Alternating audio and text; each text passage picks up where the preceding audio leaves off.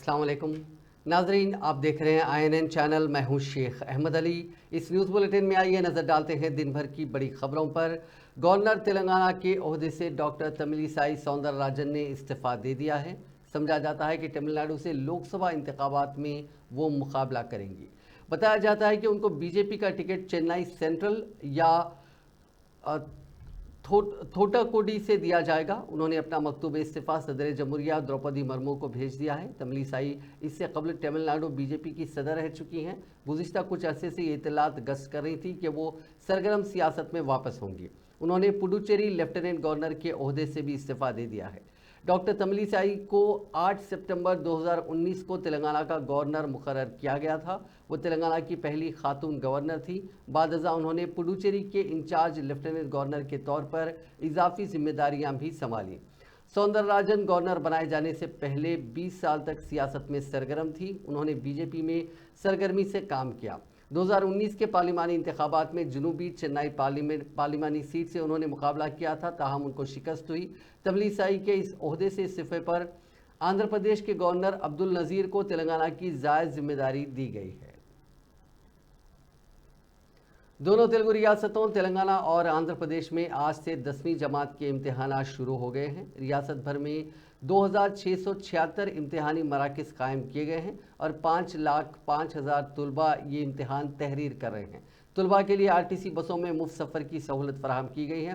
तलबा अपने hall ticket दिखाकर RTC बसों में मुफ्त सफ़र कर सकते हैं। दूसरी तरफ आंध्र प्रदेश में 6,23,092 रेगुलर तलबा 3,473 मराकज़ में इम्तिहान तहरीर कर रहे हैं। रियासत के तमाम 130 मुश्किल इम्तिहानी मराकज़ में CCTV कैमरे नस्ब किए गए हैं। नकल को रोकने के लिए क्वेश्चन पेपर्स पर QR कोड प्रिंट किए गए। लोकसभा इंतखाबात के लिए मरकज़ी इलेक्शन कमीशन की जानिब से नोटिफिकेशन की इजराई और ज़ाब्ता अखलाक के निफाज के साथ ही पुराना शहर हैदराबाद में पुलिस की जानिब से चौकसी अख्तियार की जा रही है। पुराने शहर के कई मकामात पर गुज़िश्ता एक हफ्ते से फ्लैग मार्च भी किया जा रहा है। इसी चौकसी के हिस्से के तौर पर पुलिस ने गाड़ियों की तलाशी मुहिम में शिद्दत पैदा कर दी है। कल शब भवानी नगर पुलिस स्टेशन के हदूद में गाड़ियों की तलाशी ली गई ताकि गैर मजाज रकम की मुंतकली को रोका जा सके। BRS के अरकान असम्बली ने स्पीकर G प्रसाद से खैरताबाद के MLA D नागेंद्र दानम नागेंद्र के खिलाफ शिकायत की। BRS के अरकान असम्बली के एक ग्रुप ने हैदराबाद में स्पीकर से मुलाकात की। इस मौके पर पार्टी से मुनहरिफ होने वाले दानम नागेंद्र को नाअहल करार देने की दरख्वास्त स्पीकर को दी गई। ताहम मालूम हुआ है कि दानम नागेंद्र कल कांग्रेस में शामिल हुए थे। गुज़िश्ता रोज़ दानम नागेंद्र ने वज़ीर आला रेवंत रेड्डी और AICC इंचार्ज दीपा दास मुंशी की मौजूदगी में कांग्रेस में शमूलियत इख्तियार की थी। మా BRS పార్టీ అధ్యక్షులు గౌరవనీయులు పెద్దలు కేసీఆర్ గారి ఆదేశాల మేరకు ఇవాళ స్పీకర్కి దానం నాగేందర్ గారిని డిస్క్వాలిఫై చేయాలని ఇవాళ పిటిషన్ ఇవ్వడం జరిగింది। ఇవాళ మా BRS పార్టీలో గెలిచి ఇలా కాంగ్రెస్ పార్టీ కనువగప్పుకొని చేరినందుకు ఖచ్చితంగా ఇవాళ దానం నాగేందర్ గారిని డిస్క్వాలిఫై చేయాలని ఇవాళ మేము BRS పార్టీ పక్షాన మేము నలుగురం శాసనసభ్యులము ఇవాళ పోయి ఇవాళ లక్ష్మారెడ్డి గారు, ముట్టగోపాల్ గారు, కాలేరు వెంకటేశ్వర్ గారు మేమందరం పోయి ఇవాళ పిటిషన్ ఇవ్వడం జరిగింది।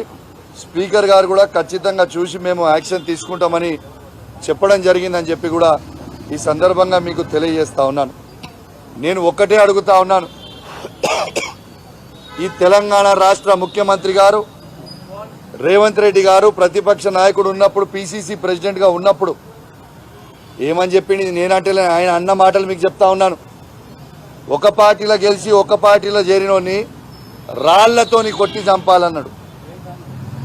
మరి ఇవాళ ఈ మాట నేనంటలేను, ఇది రేవంత్ రెడ్డి గారు అన్నదే మీకు గుర్తు చేస్తా ఉన్నాను। మరి ఇవాళ రాళ్లతోని కొట్టి చంపుతారా? మరి ఇవాళ ఏం చెప్తారు? యావత్ తెలంగాణ ప్రజలకి జవాబు ఏం చెప్తారని చెప్పి నేను అడుగుతా ఉన్నాను। ఇలా నేను ఒక్కటే అడుగుతా ఉన్నా, దీంతో పాటు ఇవాళ దానం నాగేందర్ గారిని మీరు ఏమన్నారు? పంజగుట్ట బార్కాడ బీడీలు అమ్ముకునేటోని అని అన్నారు। మరి ఆ బీడీలు అమ్ముకునేటోని ఎందుకు కొనుక్కున్నావు అని చెప్పి నేను అడుగుతా ఉన్నాను। మేము ఖచ్చితంగా చెప్తా ఉన్నాం, బీఆర్ఎస్ పార్టీ బీఫామ్ మీద గెలిచి వదిలిపెట్టి పోయిన నాగేందర్ గారిని 101% बीआरएस के रुकन एमएलसी के कविता ने एनफोर्समेंट डायरेक्टरेट के जरिए गिरफ्तारी के खिलाफ सुप्रीम कोर्ट का रुख किया है। दिल्ली शराब स्कैम केस में गिरफ्तार बीआरएस एमएलसी कविता ने सुप्रीम कोर्ट में दरखास्त दाखिल की है। उन्होंने बताया कि अदालत बाला में मुकदमे की समाअत जारी रहने के दौरान उन्हें गिरफ्तार किया गया। उनका कहना है कि साबिक में समाअत के दौरान ईडी ने कहा था कि समन जारी नहीं किया जाएगा और ना ही उन्हें गिरफ्तार किया जाएगा, लेकिन मरकजी एजेंसी ने उन्हें गिरफ्तार करके सुप्रीम कोर्ट के अहकामात की तौहीन की है। अपनी दरखास्त में उन्होंने ईडी के खिलाफ मुनासिब कार्रवाई करने की ख्वाहिश की। बीआरएस लीडर को Delhi excise policy scam case के सिलसिले में 15 मार्च को हैदराबाद से गिरफ्तार किया गया था और उन्हें दिल्ली ले जाया गया था। रिटायर्ड आईपीएस ऑफिसर और तेलंगाना बीएसपी के साबिक सदर आरएस प्रवीण कुमार ने पीर को भारत राष्ट्र समिति में शमूलियत इख्तियार की। बीआरएस के सदर और साबिक चीफ मिनिस्टर के चंद्रशेखर राव ने प्रवीण कुमार को गुलाबी खंडवा पहनाकर बीआरएस में उनका इस्तकबाल किया। प्रवीण कुमार के साथ तेलंगाना भर के कई कायदीन ने भी बीआरएस पार्टी में शमूलियत इख्तियार की। इस प्रोग्राम में साबिक वजीर निरंजन रेड्डी, साबिक अराकीन असेंबली एम आनंद, मरी जनार्दन रेड्डी, गोवाला बालराजू, बालका सुमन और दीगर मौजूद थे। इस मौके पर खिताब करते हुए प्रवीण कुमार ने कहा कि बीआरएस में उनके दाखिले से तेलंगाना में बहुजन तहरीक को तक़वियत मिलेगी। उन्होंने कहा कि बीएसपी सरबराह मायावती पर बीआरएस के साथ इत्तेहाद को मनसूख करने के लिए दबाव डाला गया था, जिससे वो मुत्तफिक नहीं थे, इसीलिए उन्होंने खुद बीआरएस पार्टी में शामिल होने का फैसला किया। उन्होंने चीफ मिनिस्टर रेवंत रेड्डी पर बीआरएस में शमूलियत के खिलाफ उन्हें धमकी देने की कोशिश का इल्ज़ाम लगाया। प्रवीण कुमार ने कहा कि वो रेवड़ में भेड़ नहीं है जो सीएम रेवंत रेड्डी के दरवाजे खोलने के बाद कांग्रेस पार्टी में शामिल होंगे। उन्होंने इस बात पर जोर दिया कि अगरचे कि उनके हामी माली तौर पर गरीब हो सकते हैं, लेकिन वो नज़रियाती तौर पर दिवालिये नहीं हैं।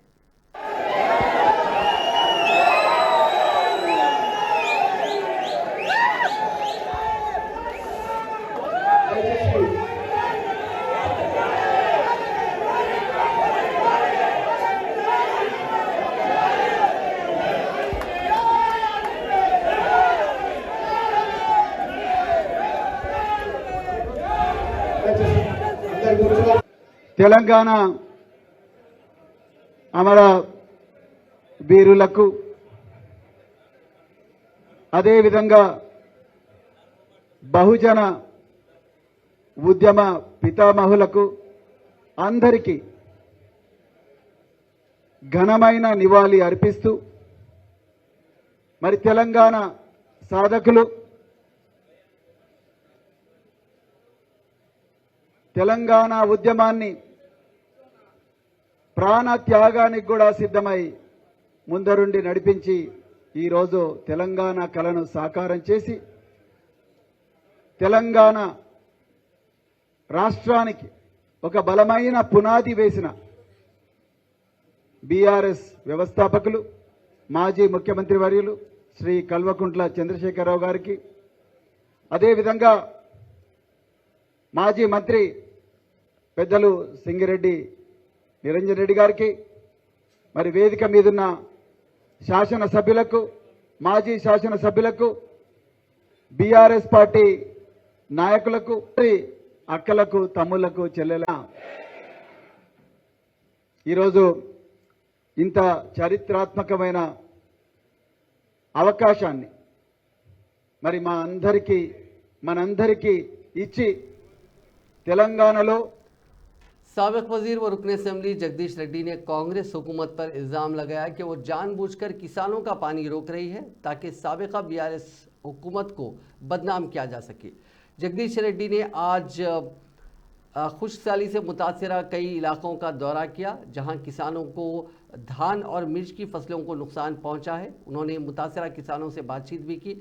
उन्होंने अपने खदशात का इजहार करते हुए कहा कि हुकूमत की आपाशी पॉलिसियों के दरमियान काफ़ी फ़र्क पाया जाता है। उन्होंने कहा कि पिछली केसीआर हुकूमत ने किसानों को हर हाल में पानी फराहम किया था, लेकिन मौजूदा कांग्रेस हुकूमत किसानों को पानी फराहम नहीं कर रही है। उन्होंने अफसोस का इजहार किया कि कांग्रेस के इख्तिदार संभालने के 3 महीने के अंदर किसानों को ऐसे संगीन हालात में ढकेल दिया गया कि वो अपनी फसलों को जलाने का सहारा ले रहे हैं। उन्होंने मुतालबा किया कि खुश्क साली से मुतासरा धान के काश्तकारों के लिए 50,000 रुपये फी एकड़ और मिर्च के किसानों के लिए 80,000 रुपये फी एकड़ मुआवजा दिया जाए। సార్ నాకు కూడా 2 ఎకరాలు 3 ఎకరాలు పెట్టిన మిర్చి నేను 3 ఎకరాలు నీళ్ళు ఇటు పొలం ఉంది సార్ ఇటు చూడ్రి మొత్తం వెళ్ళిపోయింది మొత్తం అగో ఆడిచి ఆ బొత్తల దాకా ఉంది అటు కూడా గంగారెడ్డి పటేల్ అని రానపురం బాయి తీపిస్తారు ఒక గంగారెడ్డి లేక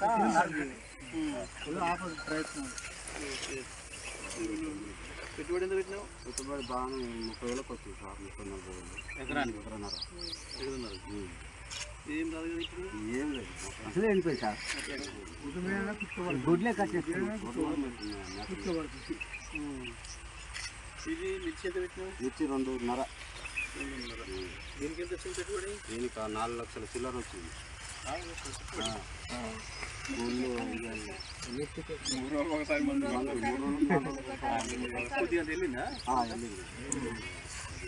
పెట్టుబడుల మంది కూడా వెళ్ళి సార్ వచ్చేది ఫస్ట్ ఒక కాపు వచ్చింది సార్, రెండో కాపు పోయింది. పెట్టుబడి కూడా వెళ్ళలేదు సార్, కూలీలకు పోను అంత మిగలలే. నీళ్ళుంటే ఇప్పుడు మళ్ళీ మాకు కాపు వచ్చేది. बीआरएस के सीनियर कायद व साबिक रुकन पार्लियामेंट विनोद कुमार ने दावा किया है कि बीआरएस के साबिका रुकन असेंबली दानम नागेंद्र, जिन्होंने हाल ही में कांग्रेस में शमूलियत अख्तियार की है, उनका नाअहल करार दिया जाना यकीनी है। उन्होंने कहा कि सुप्रीम कोर्ट के अहकाम के तहत स्पीकर को नागेंद्र की नाअहली पर 3 महीने के अंदर फैसला लेना होगा। उन्होंने कहा कि साबिक में महाराष्ट्र के स्पीकर को सुप्रीम कोर्ट ने ऐसे ही अहकाम दिए थे, जिन्होंने एकनाथ शिंदे ग्रुप के अराकीन असेंबली को लेकर फैसला दिया था। उन्होंने कहा कि इस मामले में टाल मटोल से काम नहीं किया जा सकेगा। उन्होंने कहा कि जिस लम्हे नागेंद्र ने कांग्रेस पार्टी का खंडवा पहना, उसी लम्हे वो बहैसियत रुकन असेंबली डिस्क्वालीफाई हो चुके हैं। विनोद कुमार ने याद दिलाया कि प्रिवेंशन ऑफ डिफेक्शन एक्ट 1985 में कांग्रेस कायद राजीव गांधी ने मुतारिफ करवाया था। लिहाजा कांग्रेस पार्टी को इस कानून के मद्देनज़र दूसरी पार्टी में डिफेक्शन को बढ़ावा नहीं देना चाहिए। సుప్రీం కోర్టు తీర్పిచ్చింది, త్వరగతిగా ఈ స్పీకర్లు పెండింగ్ పెట్టుకోవద్దు. ఈ 10వ షెడ్యూల్ చట్టంలో రాజ్యాంగంలో ఉంది, యాజ్ ఎర్లీ as పాసిబుల్ ఉన్నది. యాజ్ ఎర్లీ as పాసిబుల్ అంటే త్వరగతిగా తొందరగా చేసేయాలి, కంపల్సరీ చేయాలని చెప్పి దాని ఒక ఆలోచన అని చెప్పింది. దురదృష్టవశాత్తు స్పీకర్లు ఏం చేస్తున్నారు, పెండింగ్ పెట్టుకుంటున్నారు. నేను నా రిక్వెస్ట్ ఈ రోజు ఈ ప్రెస్ మీట్ ద్వారా కోరేది ఏంటంటే, మరి గౌరవ తెలంగాణ రాష్ట్ర శాసనసభ స్పీకర్ ప్రసాద్ గారు యాజ్ ఎర్లీ as పాసిబుల్ అంటే మీరు 24 గంటల్లో డిస్పోజ్ చేయొచ్చు. నా రిక్వెస్ట్ ఏంటంటే, మీరు ఒక శాసనసభ స్పీకర్గా ఉన్నారు కాబట్టి మీరు వెంటనే డిస్పోజ్ చేయాలి. ఇంకా సుప్రీంకోర్టు తీర్పు ఏం చెప్పింది, మీరు వారం రోజులు చేసినా నెల రోజులు పెండింగ్ పెట్టుకున్నా ఈ రోజు నుండే డిస్క్వాలిఫై అయినట్టే అని చెప్పేసింది. ఇలా దానం నాగేందర్ గారు నిన్న కండవా కప్పుకున్నారు కాబట్టి నిన్నటి నుండే ఆయన డిస్క్వాలిఫై చట్ట ప్రకారంగా. ఆయనకు జీతభత్యాలు ఇవన్నీ ఏం రావు. డీమ్ ఆయన స్పీకర్ గారు వారం రోజులకు చేస్తారా, 10 రోజులకు చేస్తారా, 20 రోజులకు చేస్తారా, లేదా 24 గంటల్లో చేస్తారా అనే డిస్క్రిప్షన్ పవర్. ఎందుకంటే ఇప్పుడు సుప్రీంకోర్టు ఫుల్ బెంచ్ లో ఉంది, ఎన్ని రోజులు అనేది ఆ 10th షెడ్యూల్ స్పెసిఫిక్ గా లేదు కాబట్టి ఇవి చేస్తున్నారు. కాబట్టి నా రిక్వెస్ట్ ఏంటంటే, స్పీకర్ గారు యాజ్ ఎర్లీ as పాసిబుల్ అనేది రాజ్యాంగంలో ఉంది. సుప్రీంకోర్టు, హర్యానా కోర్టులు చాలా 1 మంత్లో చేయమని చెప్పింది. ఒక జడ్జిమెంట్ లో वज़ीर आज़म नरेंद्र मोदी ने इस यकीन का इजहार किया कि एनडीए 400 सीटों पर कामयाब होकर तीसरी बार इख्तिदार में आएगी। उन्होंने कहा कि अवाम ने उन इंतखाबात से पहले फैसला कर लिया है कि मोदी को तीसरी बार वज़ीर आज़म बनाएंगे। तेलंगाना के जगतियाल ज़िले में मुनक़िदा बीजेपी की विजय संकल्प सभा से खिताब करते हुए वज़ीर आज़म ने कहा कि तेलंगाना के अवाम 13 मई को एक नई तारीख रकम करने वाले हैं। उन्होंने रिमार्क किया कि लोकसभा इंतखाबात में तेलंगाना में बीआरएस और कांग्रेस को शिकस्त होगी। उन्होंने कहा कि बीजेपी बतदरीज तेलंगाना में मजबूत हो रही है। उन्होंने रियासत में हज़ारों करोड़ रुपए की लूट मार के लिए बीआरएस को जिम्मेदार करार दिया। मेरे साथियों, बीआरएस और कांग्रेस वो एक दूसरे के लिए चाहे कितनी भी कवर फायर कर लें, इनकी एक एक लूट का हिसाब होता रहेगा। मोदी तेलंगाना के लोगों को गारंटी देता है कि तेलंगाना को लूटने वालों को छोड़ेगा नहीं। ये मोदी की गारंटी है। इदी मोदी गारंटी। साथियों, परिवारवादी पार्टियां, परिवारवाद में डूबे लोग केवल देश को लूटने के लिए राजनीति में आए हैं। ये लोग कभी देश का किसी राज्य का भला नहीं कर सकते। आप परिवारवादियों का पूरा इतिहास उठाकर देख लीजिए। देश में जितने भी बड़े घोटाले हुए हैं, उनके पीछे कोई न कोई परिवारवादी पार्टी ही मिलेगी। आप जरा सोचना, ये मीडिया के मित्रों को भी मैं होमवर्क देके जाता हूं कि आप सोचिए, देश में लाखों करोड़ का 2G स्पेक्ट्रम घोटाला हुआ, किसका नाम आया? दिल्ली दरबार का संरक्षण और डीएमके परिवार की करतूत। देश में नेशनल हेराल्ड घोटाला हुआ, किसका नाम आया? कांग्रेस का सबसे बड़ा परिवार जो कांग्रेस पार्टी को चलाता है, उनका नाम आया। देश में बोफोर्स कैंप भी हुआ था, किसका नाम आया था? इसी परिवार का। बिहार में इतना बड़ा चारा घोटाला हुआ, कौन अपराधी साबित हुआ? बिहार में नौकरी के बदले जमीन घोटाला हुआ, किसका नाम आया? आरजेडी चलाने वाले उसी परिवार के लोगों का। इसी परिवार। आंध्र प्रदेश कांग्रेस की सरबराह वैस शर्मिला को कड़पा लोकसभा हल्के से उम्मीदवार बनाए जाने की इत्तला है। इस लोकसभा निश्चित की उनके खानदान के अरकान 1989 से नुमाइंदगी करते आ रहे हैं। बताया जाता है कि कांग्रेस हाईकमान ने पहले ही शर्मिला को कड़पा लोकसभा हल्के से इंतखाबात में हिस्सा लेने की हिदायत दी है। हाईकमान की हिदायत के मुताबिक शर्मिला इस रिवायती हल्के से इंतखाबात में हिस्सा लेने की मनसूबाबंदी कर रही हैं। तवक्को है कि इस माह की 25 तारीख को आंध्र प्रदेश में अपने उम्मीदवारों की पहली फहरिस्त वो जारी करेंगी। समझा जाता है कि शर्मिला का नाम इस फहरिस्त में होगा। ताहम आंध्र प्रदेश की हुक्मरान जमात वाईएसआर कांग्रेस ने इस हल्के के मौजूदा रुकन अविनाश रेड्डी को उम्मीदवार बनाया है। अविनाश रेड्डी शर्मिला के चचाजाद भाई हैं। इस हल्के से शर्मिला का अपने भाई से मुकाबला आंध्र प्रदेश की सियासत में गर्मा गर्म मौजू बन गया है। मल्लारेड्डी यूनिवर्सिटी के कुछ तुलबा ने आज एहतजाज किया।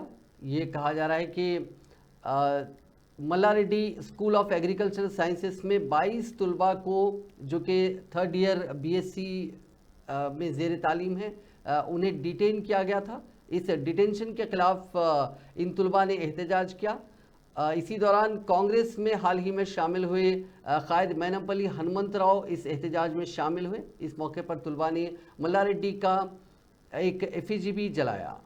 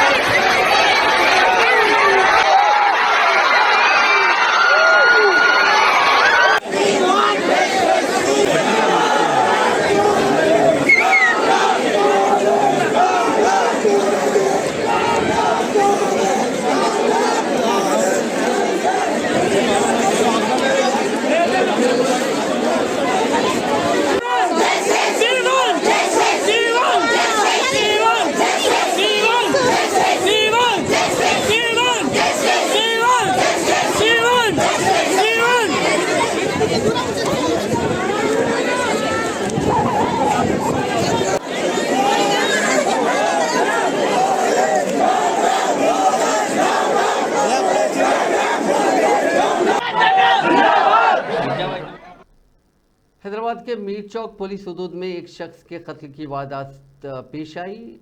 मुतवफ़ी की पहचान शेख वाजिद साकिन पीरजादी गुड़ा के तौर पर की गई है।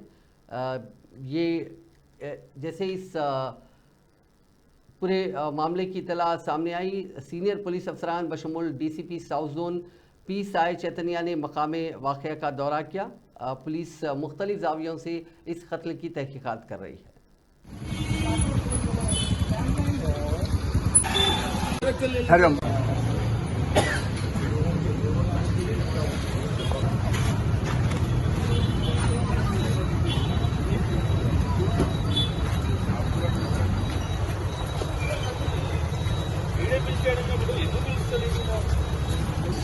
सर क्या हुआ सर, व्हाट हैपेंड?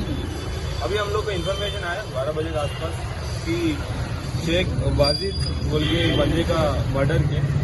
जो एक्चुअल जो है शेख निशान अहमद, जो रीजंस एंड वो बाकी चीज हम लोग इन्वेस्टिगेट कर रहे हैं। एक्चुअल हमारे कस्टडी पे एंड जब भी बॉडी भी शिफ्ट कर रहे हैं। और फिर ये विक्टिम जो डिसीज है जिसका डेथ हुआ वो पीरजादी गुड़ा का रहने वाला है। तो उनका पेरेंट्स को भी अभी इन्फॉर्मेशन दिया कि वैसे इंसिडेंट हुआ बोलते। तो अभी इन्वेस्टिगेट कर रहे हैं, पता चलेगा कैसे कर लेंगे पता नहीं। अभी इन्वेस्टिगेट, अभी तो इन्फॉर्मेशन है। तेलंगाना के जिले विकाराबाद में एक ताजिर के कत्ल की वारदात पेश आई। मकतूल की शिनाख्त 38 साला संजीव कुमार के तौर पर की गई, जिसका ताल्लुक मुनुगुड़ू गांव से है। कल शब पोडू रोड पर संसान मुकाम पर ले जाकर उसको कत्ल कर दिया गया। पुलिस ने शुबा जाहिर किया है कि उसके सर पर शराब की बोतल से हमला करते हुए उसे हलाक किया गया। पुलिस ने इस सिलसिले में एक मामला दर्ज कर लिया और कातिलों को पकड़ने के लिए खुसूसी टीमें तश्कील दी। हैदराबाद के मज़ाफ़ात में एक मरतबा फिर चड्डी गैंग ने दहशत मचा दी है। ये गैंग कल रात मियाँपुर वर्ल्ड 1 स्कूल में दाखिल हुई। उन्होंने स्कूल के काउंटर में रखे 7,85,000 रुपये की चोरी कर ली। वारदात का इल्म होने पर स्कूल इंतजामिया ने मुतालिका पुलिस से शिकायत की। स्कूल के CCTV कैमरों में चड्डी गैंग के अरकान की तस्वीर फिल्म बंद हो गई, जिसमें देखा जा सकता है कि गैंग किस तरह से रकम की चोरी कर रही है। चंद माह कबल भी इस टोली ने शहर के मज़ाफ़ात में हलचल मचा दी थी। बाद पुलिस ने हरकत में आते हुए इस टोली के बाज़ अरकान को गिरफ्तार भी किया था। मशहूर तेलुगु गुलकार मंगली सड़क हादसे में मामूली जख्मी हो गई। शहर हैदराबाद के शमशाबाद के तोनपल्ली के करीब मंगली की गाड़ी DCM वैन से टकरा गई। इस हादसे के वक्त 2 अफराद जिनकी शिनाख्त मेघराज और मनोहर के तौर पर की गई है, वो मंगली के साथ सफ़र कर रहे थे। इस हादसे में तीनों मामूली तौर पर जख्मी हुए। पुलिस ने जख्मियों को इलाज के लिए अस्पताल मुंतकिल किया। बताया जाता है कि DCM गाड़ी का ड्राइवर हालत नशा में था, जिसके नतीजे में ये हादसा पेश आया। ज़िले निज़ामाबाद में चलती कार में आग लग गई। ये वाक़या कल शब ज़िले के इंदोलवाई टोल गेट के हदूद में शाहराह पर पेश आया। इस कार में सवार अफराद आरमूर से कामारेड्डी की सिम जा रहे थे। ताहम अचानक कार में धुआं निकलने लगा और देखते ही देखते आग ने मुकम्मल कार को अपनी लपेट में ले लिया। इस वाक़े के साथ ही कार में सवार अफराद ने फौरी चौकसी अख्तियार की और कार से उतर गए, जिसके नतीजे में उनकी जान बच गई। इस वाक़े की इत्तला पर फायर ब्रिगेड के अहदेदारों ने वहाँ पहुँच आग पर काबू पाया। राजस्थान में अजमेर के करीब मदार में होम सिग्नल के करीब इतवार की देर रात साबरमती आगरा कैंट ट्रेन पटरी से उतर गई। रेलवे के सरकारी ज़राए के मुताबिक train number 12548 Sabarmati Agra cantt रात 1:04 पर मदार के करीब पटरी से उतर गई, जिसमें इसका इंजन और 4 जनरल डिब्बे शामिल थे। इसकी वजह से रूट पर रेल की आमद-ओ-रफ्त मुतासिर हुई।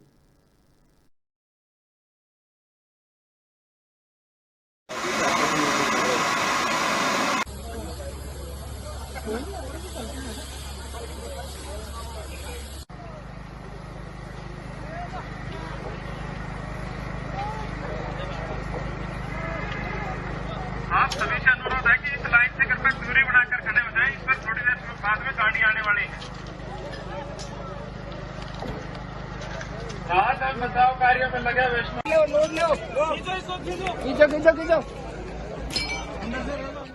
इलेक्शन कमीशन ने गुजरात, उत्तर प्रदेश, बिहार, झारखंड, हिमाचल प्रदेश और उत्तराखंड के वजीर आला दफ्तर में जिम्मेदारी संभाल रहे दाखिला सेक्रेटरियों को हटाने का हुक्म सादर कर दिया। लोकसभा इंतखाब की तारीखों का ऐलान होने के बाद नाफिज इंतखाबी ज़ाब्ते अखलाक के दरमियान इलेक्शन कमीशन की यह बड़ी कार्रवाई है। इंतखाबी कमीशन ने बिरहन मुंबई सिटी कमिश्नर इकबाल सिंह चहल और एडिशनल कमिश्नर और डिप्टी कमिश्नर्स को भी हटा दिया। इंतखाबी कमीशन ने सेक्रेटरी जेडी मिजोरम और हिमाचल प्रदेश को भी हटाने का हुक्म सादिर किया, जो मुतालिका वज़ीर आला दफ्तर में जिम्मेदारी संभाल रहे हैं। इलेक्शन कमीशन की तरफ से जिन 6 रियासतों में दाखिला सेक्रेटरी को हटाने का हुक्म दिया गया, वहां आज़ादाना, गैर जानिबदाराना और शफाफ इंतखाब कराने की कोशिशों के तहत ये कदम उठाया गया। राज्यसभा इलेक्शन में क्रॉस वोटिंग करने वाले कांग्रेस के बागी अरकान असम्बली को आज उस वक्त ज़बरदस्त झटका लगा जब मुल्क की सबसे बड़ी अदालत ने भी हिमाचल प्रदेश असेंबली स्पीकर के फैसले पर रोक लगाने से इनकार कर दिया। इसी के साथ अदालत उस्मा ने उन्हें वोट देने और असेंबली की कार्रवाई में शरीक होने की भी इजाज़त नहीं दी। स्पीकर ने उन बागी अरकान असेंबली को नाअहल करार दिया था जिसके खिलाफ ये लोग सुप्रीम कोर्ट से रुजू हुए थे। हिमाचल प्रदेश असेंबली के स्पीकर कुलदीप सिंह पटियाला ने कांग्रेस के 6 अरकान असेंबली को एंटी डिफेक्शन लॉ के तहत नाअहल करार दिया था। 27 फरवरी को होने वाले राज्यसभा इंतखाबात में उन नाअहल मेंबरान असेंबली ने पार्टी व्हिप की खिलाफ वर्जी करते हुए बीजेपी उम्मीदवार के हक में वोट दिया था। स्पीकर ने जिन अरकान असेंबली को नाअहल करार दिया था उनमें सुधीर शर्मा, रवि ठाकुर, इंद्रत लखनपाल, चैतन्य शर्मा और देवेंद्र कुमार शामिल हैं। इन बागी अरकान असेंबली के पार्टी व्हिप की खिलाफ वर्जी करते हुए क्रॉस वोटिंग करने की वजह से हिमाचल असेंबली में 40 एमएलए वाली कांग्रेस को 25 सीटों वाली बीजेपी के सामने राज्यसभा सीट हारनी पड़ी थी। इसके बाद कानून साजी उमूर के वजीर हर्षवर्धन चौहान ने बागी एमएलए के खिलाफ दरखास्त दायर की थी, जिसमें पार्टी व्हिप की खिलाफ वर्जी करने पर उनकी नाअहली का मुतालबा किया गया था। अब इन सभी 6 सीटों पर ज़मीनी इंतखाबात होंगे। सुप्रीम कोर्ट ने सियासी जमातों को डोनेशन में शफाफियत की फरियाद से मुताल्लिक दरखास्तों पर 15 फरवरी 2024 को अपने फैसले का हवाला देते हुए पीर को दोबारा कहा कि इसमें कोई शक नहीं है कि इलेक्ट्रल बॉन्ड्स को गैर आइनी करार देने के साथ जारी करने वाले bank state bank of India को अल्फा न्यूमेरिक नंबरों समेत तमाम तफसीलात जाहिर करने की हिदायत पर अमल करना होगा। चीफ जस्टिस DY चंद्रचूड़ और जस्टिस संजीव खन्ना, BR गोई, JB पारदीवाड़ा और मनोज मिश्रा की बेंच ने इन तबसरों के साथ SBI के चेयरमैन और मैनेजिंग डायरेक्टर को जुमेरात तक हलफनामा दाखिल करने की हिदायत दी कि उन्होंने इलेक्ट्रल बॉन्ड से मुताल्लिक सभी तफसीलात का इंकशाफ किया है। आईनी बेंच ने कहा कि SBI को बॉन्ड की खरीदारी और रसीदों के सिलसिले में तमाम तफसीलात फराहम करने की ज़रूरत है। कांग्रेस के सदर मल्लिकार्जुन खड़गे ने बीजेपी और RSS पर हमला करते हुए कहा कि उनका नज़रिया समाज के लिए खतरनाक है और उनकी मंशा बाबा साहेब अम्बेडकर के आइन को तब्दील करना है। खड़गे ने कहा कि मोदी हुकूमत इसी नज़रिए से ताकत हासिल करती है और वो लोकसभा इंतखाबात में भारी अक्सरियत हासिल करके मुल्क के आइन को बदलना चाहती है। इस इलेक्शन में जमहूरियत को बचाने के लिए बीजेपी को हराना ज़रूरी है। उन्होंने एक्स पर पोस्ट किया कि बीजेपी RSS के नज़रिया आइन को बदलना है। उनका नज़रिया गरीबों के हकूक़ छीन कर और अपने अरबपति दोस्तों की जेबें भरने के लिए अपने मनुवादी सोच को लागू करके भाई से भाई को लड़ाने के लिए डॉक्टर बाबा साहेब अम्बेडकर के दिए गए आइन को ख़त्म करके SC, ST, OBC और अक़लियतों के हकूक़ छीनना है।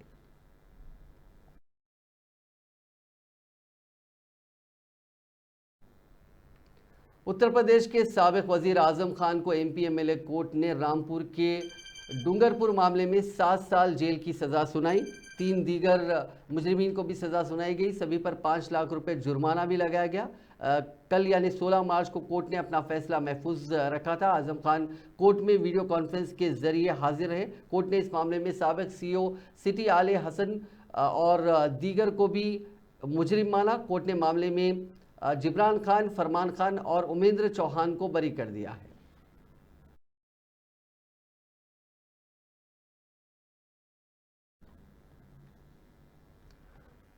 महकमा मौसमियात हैदराबाद मरकज़ ने तेलंगाना के बाद इलाकों में आइंदा 4 दिनों के लिए अलर्ट जारी किया है। महकमा मौसमियात ने निशानदही करते हुए कहा कि आदिलाबाद, जयशंकर, भोपालपल्ली, पेद्दपल्ली, राजन्ना सिलसिला, आसिफाबाद, निर्मल में कहीं कहीं गरज और चमक के साथ बारिश का इम्कान है। आज हैदराबाद के मज़ाफ़ात में कुछ इलाक़ों में बारिश की खबरें आई हैं, जिसकी वजह से शहर में मौसम काफ़ी ठंडा हो गया है। नाज़रीन, इस न्यूज़ बुलेटिन में बस इतना ही। आप देखते रहिए INN चैनल।